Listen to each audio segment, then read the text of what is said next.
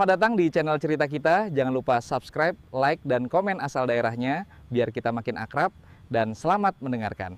Suara deru mobil sport terdengar memecah pagi kota Jakarta. Di balik kemudi, seorang pemuda berwajah tampan mengenakan kacamata hitam melirik ke cermin, tersenyum puas pada bayangannya sendiri. Dialah Raffi Arman, anak tunggal dari seorang pebisnis ternama di negeri ini. Rumahnya bagaikan istana, pagar tinggi, taman luas, dan kolam renang yang berkilau di bawah sinar matahari. Raffi terbiasa bangun pagi bukan untuk bekerja, tapi untuk memilih baju merek apa yang akan ia kenakan hari ini. Setiap langkahnya diiringi aroma parfum mahal, dan setiap tatapan yang datang padanya seakan hanya mempertebal rasa percaya dirinya. Namun di balik senyum tipisnya, ada sifat yang membuat banyak orang menggeleng kepala, kesombongan yang kian hari kian menebal. Bagi Raffi, orang yang tak berpakaian rapi adalah pemalas. Bagi Raffi, yang bekerja di jalan hanyalah manusia gagal. Pagi itu, ia sarapan bersama ayahnya, Pak Arman. Seorang pria berusia 50 tahun, berwajah teduh namun penuh wibawa. Pak Arman tersenyum lembut, menatap putra semata wayangnya yang tengah sibuk dengan ponsel. "Raffi," ucapnya pelan, "ayah ingin bicara sesuatu nanti malam, tentang hidup." Raffi mengangkat alis, menaruh sendoknya, dan menjawab datar. "Hidup apa lagi, yah? Bukankah semua sudah kita punya?" Pak Arman hanya tersenyum tipis. Di matanya, terlihat jelas, ada sesuatu yang sedang ia rencanakan. Sesuatu yang akan mengubah hidup Raffi selamanya. Malam itu, rumah besar keluarga Arman terasa lebih sunyi dari biasanya. Lampu-lampu mewah di ruang makan memantulkan cahaya lembut, namun suasana hati Pak Arman justru terasa berat. Raffi duduk bersandar di kursinya, memutar gelas minuman sambil memainkan ponselnya. "Ayah mau bicara sekarang?" tanyanya tanpa mengalihkan pandangan dari layar. Pak Arman menarik napas panjang. "Raffi, ayah perhatikan, belakangan ini kamu sering meremehkan orang. Kamu lupa, hidup ini tidak selalu di atas." Raffi tertawa kecil, sinis. "Ayah terlalu khawatir. Aku cuma jujur, kan? Memang orang malas itu pantas miskin." Kalimat itu membuat dada Pak Arman terasa sesak. Ia teringat masa-masa mudanya. Bagaimana ia memulai hidup dari nol, tidur di emperan toko, makan seadanya, hingga akhirnya membangun usaha dari keringat sendiri. "Raffi," suara Pak Arman bergetar namun tegas. "Ayah tidak ingin kamu tumbuh menjadi orang yang hanya melihat orang dari harta dan penampilan. Kalau kamu tidak belajar menghargai orang kecil, nanti kamu akan menyesal." Raffi menghela napas, terlihat bosan. "Baiklah, yah. Kalau cuma mau ceramah, mungkin besok saja. Aku ada janji ketemu teman." Tanpa menunggu jawaban, Raffi berdiri dan meninggalkan meja makan. Pak Arman hanya menatap punggung anaknya. Matanya memancarkan kesedihan. Malam itu, di ruang kerjanya, Pak Arman duduk sendirian. Tangannya membuka sebuah album foto lama. Foto dirinya saat masih menjadi tukang becak di kampung. Disinilah ide itu muncul kembali, sebuah rencana yang akan mengubah kehidupan Raffi selamanya. Pagi itu, Pak Arman berdiri di depan jendela kamarnya, memandangi jalanan yang mulai ramai. Di tangannya, sebuah kertas berisi daftar aset perusahaan, rumah mewah, mobil sport, dan saham bernilai miliaran. Dengan langkah mantap, ia menekan tombol di ponsel. Satu persatu, ia menghubungi orang-orang kepercayaannya. "Semuanya kita jual, tapi buat seolah-olah kita rugi besar," ucapnya pelan namun tegas. Tak butuh waktu lama, kabar kebangkrutan Pak Arman mulai menyebar. Beberapa kerabat dan rekan bisnis mengirim pesan simpati, sementara sebagian lainnya menjauh. Semua berjalan sesuai rencana. Di sisi lain, Raffi yang baru bangun tidur dibuat kaget ketika mendapati ruang tamu dipenuhi kardus. "Ayah, ini apa?" serunya. "Kita harus pindah, Nak," jawab Pak Arman tenang. "Rumah ini sudah dijual. Kita akan tinggal di kampung." Raffi tertawa tidak percaya. "Kampung? Ayah bercanda? Mana mungkin kita, dari rumah sebesar ini, pindah ke rumah kayu di desa?" Namun tatapan mata Pak Arman tak bergeming. "Ayah serius, Raffi. Dan mulai sekarang, hidup kita akan berbeda." Hari itu juga, mobil-mobil mewah dibawa keluar satu persatu. Barang-barang mahal dipaking, sebagian besar dijual, sisanya dibawa sekadarnya. Sore menjelang, sebuah mobil tua berhenti di depan rumah. Itulah kendaraan yang akan membawa mereka ke kampung halaman Pak Arman. Raffi duduk di kursi penumpang, menatap keluar jendela dengan wajah masam. Dalam hati, ia tak menyangka hidupnya akan berubah drastis hanya dalam satu malam. Sementara di kursi kemudi, Pak Arman menggenggam setir dengan senyum tipis.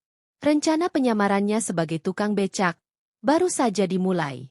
Mobil tua itu melaju meninggalkan hiruk-pikuk kota, memasuki jalanan sempit yang diapit sawah dan pepohonan rindang. Udara kampung terasa segar, tapi bagi Raffi, semua ini hanya menambah rasa tak percaya. Beberapa jam kemudian, mobil berhenti di depan sebuah rumah kayu sederhana. Catnya pudar, atapnya sebagian berlumut, dan halaman depannya hanya dipenuhi rumput liar. Raffi keluar dari mobil dengan raut terkejut. "Ini, rumah siapa?" tanyanya, berharap masih ada kejutan yang lebih baik. Pak Arman menatapnya sambil tersenyum tipis. "Mulai hari ini rumah kita." Raffi melangkah masuk, memandang ruangan yang hanya berisi kursi bambu, meja kayu, dan kipas angin tua yang berdecit. Tak ada AC, tak ada sofa kulit, bahkan kamar mandinya hanya berupa bak mandi dan gayung plastik. "Tidak mungkin, Ayah, ini gila." Raffi membanting tasnya. Suara kesalnya memecah kesunyian. Namun Pak Arman hanya diam, lalu mengganti pakaiannya dengan kaos lusuh dan celana kain. Tanpa banyak bicara, ia mendorong sebuah becak tua keluar dari samping rumah. Catnya terkelupas, rodanya berderit. Raffi terpaku, matanya membulat. "Ayah, mau apa dengan itu?" tanyanya tak percaya. Pak Arman menatapnya dengan tenang. "Ayah akan bekerja sebagai tukang becak." Kalimat itu menghantam hati Raffi seperti petir di siang bolong. Dunia yang ia kenal, kemewahan, kenyamanan, dan harga diri, seakan runtuh dalam sekejap. Dan hari itu, untuk pertama kalinya, Raffi melihat ayahnya mengayuh becak di jalanan berdebu, meninggalkan dirinya yang berdiri kaku di depan rumah kayu itu. Raffi masih terpaku, matanya mengikuti sosok ayahnya yang semakin menjauh di atas becak reot itu. Suara derit roda bercampur tawa anak-anak kampung yang berlarian di pinggir jalan, seolah menjadi ejekan yang menusuk harga dirinya. Beberapa tetangga keluar rumah, menatap penasaran. Itu anaknya Pak Arman, ya? Kok kelihatannya nggak betah?" bisik seorang ibu sambil tersenyum tipis. Raffi merasakan pipinya panas, bukan karena matahari, tapi karena rasa malu yang membakar. Ia bergegas masuk rumah, membanting pintu, lalu menjatuhkan diri di kasur tipis yang terasa asing di punggungnya. Hatinya berontak. Bagaimana bisa ayahku, seorang pebisnis besar, memilih jadi tukang becak? Siang itu, Pak Arman pulang dengan keringat membasahi punggungnya. Ia membawa 2 kantong plastik berisi sayuran dan sedikit lauk. "Raffi, ayo makan siang," ajaknya sambil tersenyum. Namun Raffi hanya memandang dengan tatapan dingin. "Ayah nggak malu? Orang-orang di kampung ini pasti menertawakan kita. Aku nggak mau ikut hidup seperti ini." Pak Arman terdiam, menunduk sebentar, lalu berkata pelan. "Malu itu kalau kita malas, Nak. Selama kita kerja jujur, kita tidak perlu takut pada pandangan orang." Ucapan itu justru membuat hati Raffi makin panas. Ia keluar rumah tanpa arah, ingin menjauh dari pandangan ayahnya, dan dari kenyataan pahit yang mulai menghimpit. Langkah Raffi terhenti di depan warung kecil di ujung jalan. Beberapa pemuda duduk sambil menyeruput kopi, tertawa keras, dan sesekali melirik ke arahnya. Itu kan anak tukang becak baru. Gaya jalannya masih kayak orang kota," sindir salah satu dari mereka sambil terkekeh. Raffi menahan napas, pura-pura tidak mendengar, namun jantungnya berdegup kencang.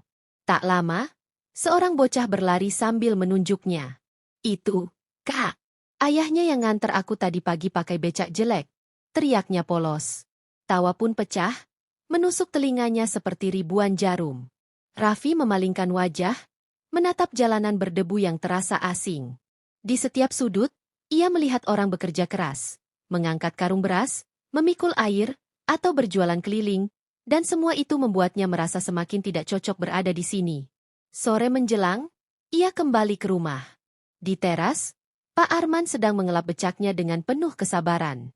Kamu dari mana, Nak? Tanyanya ramah.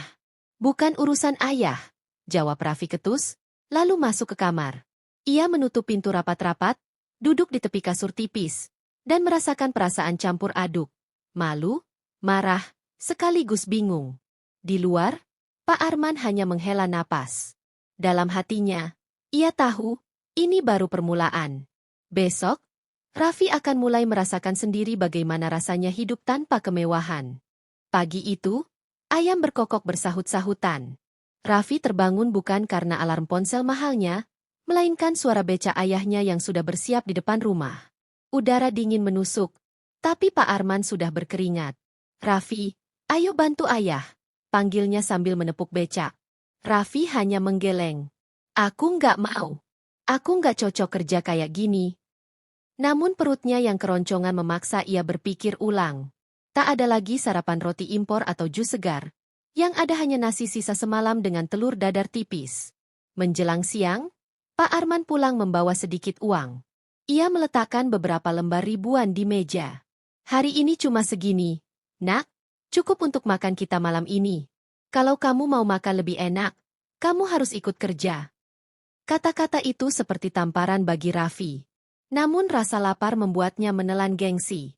Sore itu, ia mengikuti ayahnya ke pasar, membantu mengangkat barang dari becak ke kios-kios. Tiap kali ia lewat, orang-orang menatap dengan tatapan aneh. Seolah bertanya-tanya bagaimana anak kota yang kemarin masih berlagak mewah, kini berkeringat membawa karung sayur. Tangannya lecet, bajunya basah oleh keringat, dan kakinya pegal luar biasa. Saat matahari terbenam, Raffi baru mengerti. Hidup di kampung bukan hanya sederhana, tapi juga keras. Malam itu, ia terbaring di kasur tipis, menatap langit-langit rumah kayu, dan untuk pertama kalinya ia merasa takut pada hari esok. Keesokan paginya, suara ketukan pintu membangunkannya. Seorang anak kecil berdiri di ambang pintu, wajahnya pucat tapi senyumnya tulus.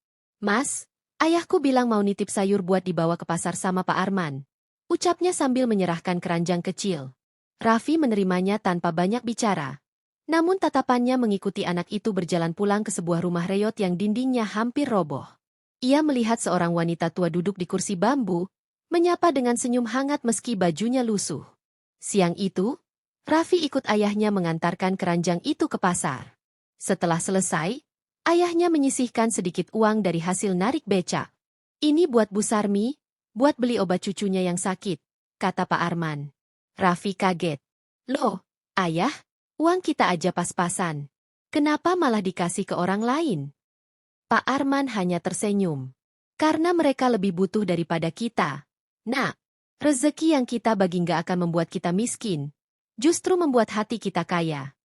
Kalimat itu membuat dada Raffi terasa hangat. Perasaan yang jarang ia rasakan sejak pindah ke kampung. Sore harinya, saat ia duduk di depan rumah, anak kecil tadi datang membawa sepotong singkong rebus. Ini, untuk Mas, kata ibu, terima kasih sudah mau nolong. Raffi terdiam. Di tengah kesederhanaan itu, ia mulai merasakan ada hal berharga yang selama ini ia abaikan, ketulusan. Malam itu, angin kampung berhembus pelan. Raffi duduk di teras, memandang ayahnya yang sedang menghitung uang hasil narik becak. Uang itu hanya beberapa lembar ribuan. Namun tanpa ragu, Pak Arman mengambil setengahnya dan memasukkannya ke dalam amplop coklat. Ayah mau kemana malam-malam begini? Tanya Raffi, penasaran. Hanya mau mengantarkan sedikit rezeki, jawabnya singkat sambil mengenakan jaket lusuh. Ia lalu menghilang di balik gelapnya jalanan desa. Raffi merasa ada yang aneh. Dengan langkah pelan, ia mengikuti dari kejauhan. Di sebuah rumah sederhana, ia melihat ayahnya mengetuk pintu, lalu menyerahkan amplop itu kepada seorang lelaki paruh baya. Lelaki itu langsung memeluk ayahnya erat. Matanya berkaca-kaca. Raffi bersembunyi di balik pohon, mendengar potongan kalimat dari lelaki itu. Terima kasih, Pak. Uang ini cukup untuk operasi anak saya. Hatinya bergetar. Dari mana ayah dapat uang sebanyak itu? Pikirnya. Tak mungkin hanya dari narik becak seharian. Saat pulang, Pak Arman tidak berkata apa-apa. Hanya tersenyum seperti biasa. Namun malam itu, Raffi sulit memejamkan mata. Di kepalanya, pertanyaan itu terus bergema. Siapa sebenarnya ayahku? Raka terpaku di tempat. Napasnya tercekat. Kata-kata Bu Ratna barusan seakan memukulnya lebih keras daripada tamparan fisik. Ia menatap wajah ibunya yang mulai pucat. Terlihat jelas gurat lelah yang selama ini tak pernah ia perhatikan. "Ma, kenapa nggak pernah cerita ke aku?" Suara Raka bergetar, hampir tak terdengar. Bu Ratna menghela napas panjang, menundukkan kepala. "Kalau aku cerita, kamu cuma akan tambah kepikiran, aku nggak mau kamu terbebani." Malam itu, di ruang tamu yang remang, hanya suara detik jam yang terdengar. Raka merasa dadanya sesak.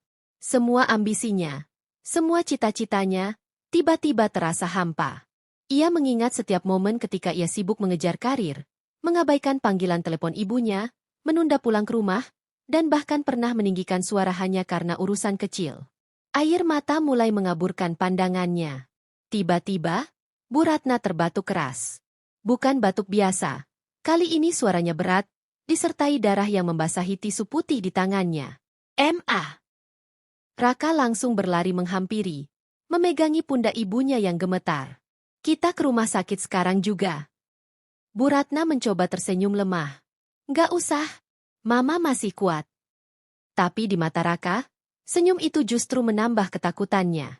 Ada firasat buruk yang merayap di hatinya, bahwa waktu mereka mungkin tidak akan lama lagi. Dan saat itulah, aku sadar, segalanya sudah tak akan pernah sama lagi. Suara tangisku pecah, menelan segala sisa kekuatan yang kupunya. Aku berdiri di tengah ruangan yang kini terasa asing, dingin, dan penuh bayangan masa lalu. Orang-orang di sekitarku hanya menatap, sebagian iba, sebagian lainnya seakan tak peduli. Langkahku gontai menuju pintu, namun sebelum sempat keluar, sebuah tangan menahan lenganku. Tangan itu dingin, namun genggamannya kuat. "Kau tak bisa pergi begitu saja," ucapnya dengan nada rendah, nyaris seperti bisikan ancaman. Jantungku berdetak cepat, napasku memburu. Aku menoleh, mencoba membaca wajahnya. Di balik senyum samar itu, ada sesuatu yang ia sembunyikan, sesuatu yang membuatku merinding hingga ke tulang. Dan ketika ia membisikkan satu kalimat pendek di telingaku, semua rasa takut yang kutahan, runtuh seketika. Kalimat itu menghantamku seperti petir di siang bolong. "Apa yang kau cari sudah menunggumu, tapi kau harus siap kehilangan segalanya." Aku terpaku, napasku tercekat. Kata-kata itu terus menggema di kepalaku, seperti mantra kutukan yang tak bisa dihapus. Semua yang sudah kulalui, semua luka dan pengorbanan, kini terasa hanya sebagai pembuka dari badai yang sesungguhnya. Langkahnya menjauh, meninggalkan jejak langkah berat di lantai kayu yang berderit. Dan di ujung lorong itu, kulihat sebuah pintu tua yang tak pernah kulihat sebelumnya, perlahan terbuka sendiri. Udara dingin menyergap, membawa aroma tanah basah bercampur sesuatu yang amis. Hatiku menolak untuk mendekat, tapi kakiku justru melangkah tanpa bisa kukendalikan. Di balik pintu itu, ada sesuatu yang sudah lama menungguku. Langkahku menembus ambang pintu itu, dan seketika, dunia di sekelilingku berubah. Bukan lagi lorong rumah tua, tapi sebuah ruangan luas, gelap, dengan lantai tanah yang lembab. Di tengahnya, ada sebuah kursi kayu usang, dan di atasnya, duduk seseorang. Tidak, bukan seseorang. Wajahnya adalah perpaduan antara manusia dan sesuatu yang tak bisa dijelaskan. Matanya memancarkan kilau dingin, seperti menelanku bulat-bulat tanpa berkedip. Suara lirih terdengar, namun jelas menusuk telingaku. "Kau sudah sampai. Tapi ingat, tidak ada jalan kembali." Tubuhku gemetar. Aku ingin bertanya siapa dia, ingin menuntut jawaban, tapi bibirku terkunci rapat, seolah ada kekuatan tak kasat mata yang menahanku. Lalu, ia mengangkat tangannya perlahan. Dan dari kegelapan di sekelilingku, mulai bermunculan bayangan-bayangan, merayap mendekat, mengurungku dari segala arah. Di sanalah aku sadar, apapun yang akan terjadi selanjutnya, akan mengubah hidupku selamanya. Bayangan-bayangan itu bergerak seperti asap pekat, melingkar di sekelilingku. Tapi entah mengapa setiap kali aku mencoba mundur, kakiku terasa berat seperti ditanam dalam lumpur. Udara di ruangan itu makin pengap. Napasku terputus-putus, dada terasa sesak, dan detak jantungku memukul begitu keras hingga telingaku berdengung. Sosok di kursi kayu itu masih menatapku tanpa berkedip. Matanya seperti sumur tua yang gelap dan dalam, Kau tak tahu apa yang bersembunyi di bawahnya. Tapi instingmu berteriak untuk tidak melihat terlalu lama. Suara langkah yang pelan namun berat terdengar dari belakangku. Aku tak berani menoleh. Bulu kuduku meremang. Seolah seluruh pori-pori tubuhku tahu bahwa sesuatu yang mengerikan kini berdiri di belakang. Kenapa? Aku dibawa ke sini. Akhirnya kata-kata itu lolos dari mulutku, meski hanya seperti bisikan. Namun sosok itu hanya tersenyum samar. Senyum yang tidak memberi rasa aman, melainkan membuat jantungku seperti diremas. Kau dipanggil, karena kau adalah bagian dari perjanjian itu. Perjanjian? Otakku berputar cepat, mencoba mengingat kapan aku pernah membuat perjanjian dengan siapapun. Tapi yang kutemukan hanyalah potongan-potongan ingatan masa kecil yang kabur, suara ibu yang pernah melarangku bermain di halaman rumah tua, dan tatapan ayah yang selalu berubah setiap kali aku menanyakan asal-usul keluarga. Tiba-tiba, bayangan-bayangan di sekelilingku mulai membentuk wujud. Ada yang seperti manusia tanpa wajah, ada yang menyerupai hewan dengan mata merah menyala, dan ada pula yang hanya berupa sosok hitam tinggi menjulang, kepalanya nyaris menyentuh langit-langit ruangan. Aku ingin berlari, tapi kakiku semakin tak bisa digerakkan. Sosok di kursi itu bangkit perlahan. Gerakannya lambat, tapi setiap langkahnya menimbulkan bunyi kayu berderit yang memantul di seluruh ruangan. Ia berhenti tepat di hadapanku. Bau tanah basah dan sesuatu yang anyir menguar darinya. Kau tidak akan bisa pergi sebelum menyerahkan apa yang menjadi hak kami. Kalimat itu meluncur pelan, tapi setiap katanya seperti cambuk yang mencabik pikiranku. Aku belum sempat bertanya apa maksudnya, ketika tiba-tiba satu tangan dingin mencengkeram bahuku dari belakang. Cengkeraman itu begitu kuat, tulangku hampir retak. Di saat itulah, aku baru sadar, tempat ini bukan sekadar ruangan. Ini adalah perbatasan antara dunia kita dan sesuatu yang jauh lebih gelap. Raffi berdiri terpaku di halaman sekolah desa itu. Matanya terus menatap papan ucapan terima kasih yang terpajang di dekat gerbang. Di sana, tertulis jelas, pembangunan sekolah ini didukung penuh oleh Bapak Arman Prasetyo. Dan di samping tulisan itu, terpampang foto ayahnya, mengenakan jas rapi, tersenyum bersama para pejabat. Ini, nggak mungkin. Raffi mundur selangkah, napasnya tercekat. Tiba-tiba semua potongan ingatan mulai menyatu. Kebaikan tanpa pamrih yang dilakukan, tukang becak, itu, caranya berbicara yang berwibawa, bahkan tatapan matanya yang penuh ketegasan. Tanpa sadar, Raffi berlari pulang. Sesampainya di rumah, ia mendapati Pak Arman sedang duduk di teras, memperbaiki rantai becak. "Pak, siapa sebenarnya Bapak?" Suara Raffi bergetar, nyaris pecah. Pak Arman terdiam, lalu meletakkan rantai di tangannya. Ia menatap Raffi lekat-lekat, seolah menimbang apakah saatnya untuk membuka semua rahasia. "Aku ini, tetap ayahmu, Raffi," ucapnya pelan. "Tapi mungkin bukan ayah yang kamu kira." Raffi merasa dadanya sesak.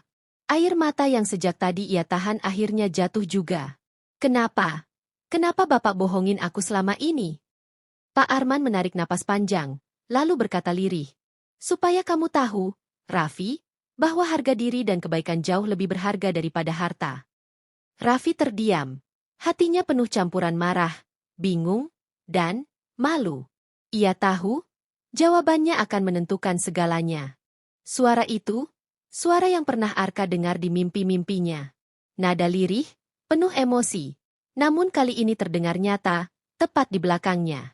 Pelan-pelan, Arka menoleh, dan matanya langsung berkaca-kaca. "Bu!" Suaranya bergetar. Bu Ratna berdiri di sana, dengan wajah yang pucat tapi penuh senyum hangat. Rambutnya sedikit berantakan, tubuhnya terlihat lemah. Namun sorot matanya tetap sama seperti dulu, mata yang selalu penuh kasih pada anak-anaknya. Arka tidak bisa menahan diri lagi. Ia langsung berlari dan memeluk ibunya erat-erat.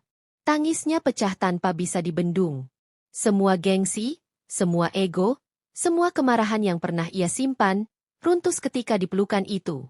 "Bu, maafkan Arka. Arka nggak ada di samping ibu waktu ibu butuh. Arka terlalu sibuk ngejar hal-hal yang nggak penting, sampai lupa sama orang yang paling berarti," kata Arka sambil terisak. Bu Ratna membelai punggung anaknya. "SSHH. Nak, ibu nggak pernah marah sama kamu. Ibu tahu, kamu cuma pengen bikin ibu bangga. Tapi, Arka, Kebanggaan terbesar ibu adalah lihat kamu pulang. Selamat. Kalimat itu membuat dada Arka semakin sesak. Ia merasakan penyesalan yang begitu dalam, penyesalan yang menusuk hingga ke tulang. Tiba-tiba, tubuh Bu Ratna terhuyung. Arka langsung menahan bahunya. Bu, ibu kenapa? Dengan napas yang mulai berat, Bu Ratna tersenyum lemah. Aku cuma capek. Nak, terlalu lama nunggu kamu pulang. Arka panik. Ia segera memanggil bantuan dan berusaha menuntun ibunya ke kursi terdekat. Tapi sebelum sempat ia duduk, Bu Ratna menggenggam tangan Arka erat-erat. Tatapan matanya berubah serius. Arka, ada sesuatu yang harus ibu kasih tahu. Ini tentang ayah kamu, dan alasan kenapa ibu nggak pernah mau ceritain selama ini. Degup jantung Arka langsung memburu. Alasan? Maksud ibu? Bu Ratna menghela napas panjang. Arka, ayah kamu, dia masih hidup. Jantung Arka seperti berhenti berdetak. Dunia seakan membeku di sekitarnya. Apa? Udara malam terasa menusuk tulang, seolah ikut menahan napas menunggu keputusan besar yang akan aku ambil. Tatapan semua orang kini tertuju padaku, seolah ingin melihat apakah aku akan tetap bertahan atau menyerah pada keadaan. Aku berdiri di tengah ruangan itu, berhadapan langsung dengan orang yang selama ini menginjak-injak harga diriku. Semua kejadian yang pernah ia lakukan, cemoohan, hinaan, bahkan pengkhianatan, kini berputar seperti kilatan cahaya di benakku. Hatiku berdebar kencang, namun entah dari mana datangnya keberanian itu, aku tak ingin mundur lagi. Aku sudah terlalu lama diam. Ucapku dengan suara berat namun tegas, membuat semua orang di ruangan itu terdiam. Aku bisa melihat jelas ekspresi kaget mereka, terutama dia, orang yang tak pernah mengira bahwa aku akan berani menantangnya di hadapan banyak orang. Di sudut ruangan, beberapa orang yang dulu meremehkanku kini mulai saling berbisik, seakan tak percaya melihat perubahan sikapku. Aku melangkah maju. Setiap langkah terasa seperti hentakan yang mengguncang, menandai bahwa mulai detik ini, aku tidak lagi menjadi orang yang sama seperti dulu. Aku akan buktikan, lanjutku, bahwa kebenaran selalu punya cara untuk menang. Kalimat itu meluncur tanpa ragu, bagai panah yang tepat menembus sasarannya. Namun di balik keberanian yang kutunjukkan, hatiku sadar, jalan yang kupilih bukan tanpa risiko.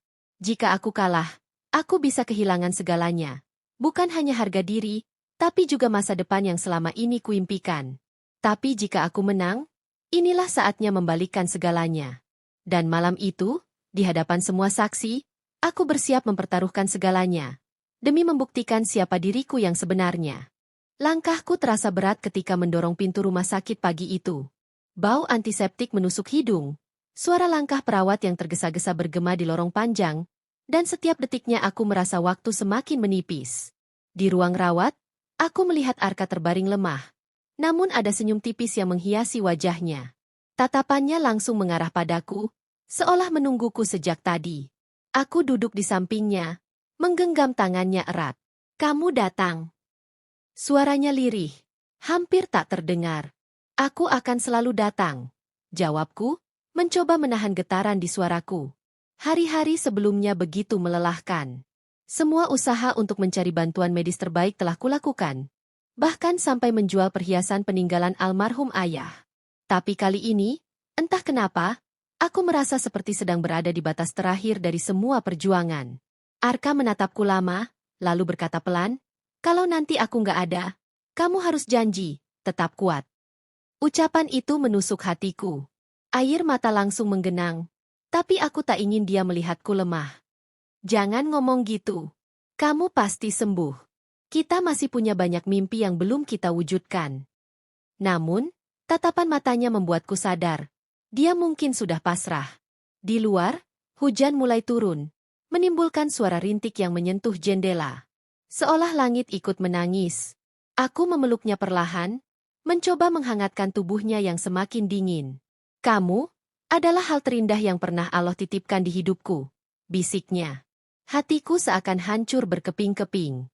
Aku hanya bisa membalas dengan pelukan erat, berharap waktu mau berhenti barang sebentar, memberi kami kesempatan lebih lama, sebelum segalanya berubah selamanya. Raka memeluk ibunya erat, seakan tak ingin ada jarak sedetik pun di antara mereka. Tangisnya pecah. Tangis yang sudah lama ia tahan, tangis penyesalan, tangis rindu, dan tangis kebahagiaan yang akhirnya pecah bersamaan. "Ibu, maafkan Raka," ucapnya lirih, suaranya bergetar, namun syarat ketulusan. Bu Ratna membelai kepala Raka dengan lembut. Seperti dulu saat Raka masih kecil dan sering jatuh saat belajar berjalan. "Nak, ibu nggak pernah marah sama kamu. Ibu cuma ingin kamu tahu, semua yang ibu lakukan, karena ibu sayang sama kamu." Saat itu, semua rasa sakit, lelah, dan dendam yang pernah menutup hati Raka, perlahan runtuh seperti tembok rapuh yang dihantam angin. Ia menyadari, selama ini yang ia cari bukanlah harta, bukanlah pengakuan orang lain, melainkan kehangatan yang kini ada di pelukan ibunya. Beberapa minggu setelah kepulangan Raka, suasana rumah kecil itu berubah. Tawa kembali terdengar setiap pagi, aroma masakan sederhana kembali memenuhi ruang makan, dan senyum Bu Ratna kini tak lagi dipaksakan. Bahkan, adik Raka yang dulu canggung kini mulai dekat kembali dengannya. Raka memutuskan untuk tidak kembali ke perusahaan.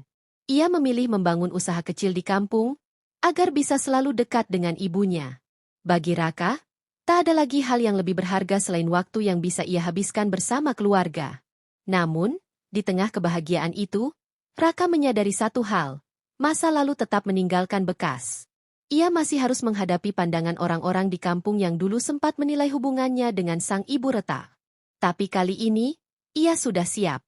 Karena ia tahu, selama ibunya ada di sisinya, ia tak akan pernah benar-benar sendirian.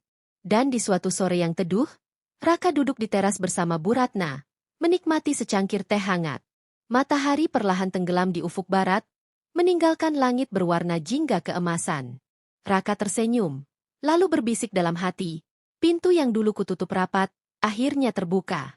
Aku masih terdiam di kursi taman itu, mencoba menenangkan hati yang sejak tadi terus berdegup kencang. Bayangan masa lalu, tatapan penuh kebencian, dan kata-kata kasar dari mereka yang dulu merendahkanku, semuanya bercampur aduk di kepala. Tiba-tiba, langkah kaki terdengar mendekat. Aku menoleh. Dan di sanalah, berdiri seseorang yang tak pernah aku duga akan muncul. Rani, teman dekatku saat SMA.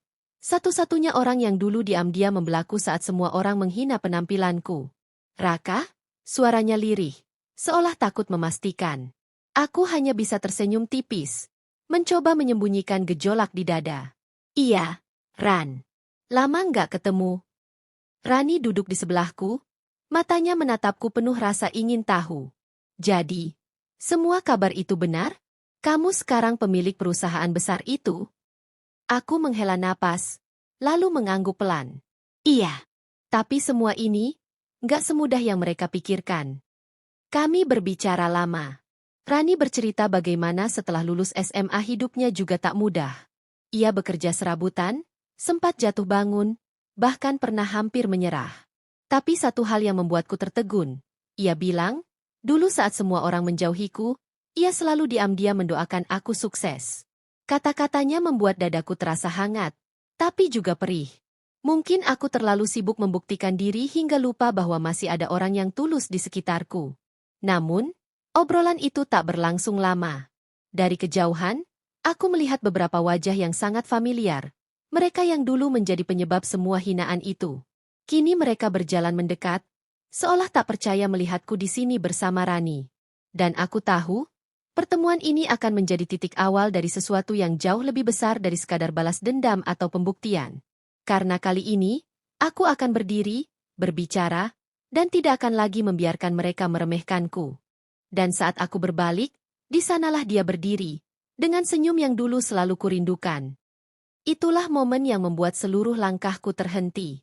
Angin sore berhembus pelan, membawa aroma tanah basah setelah hujan. Mataku tak bisa berpaling darinya.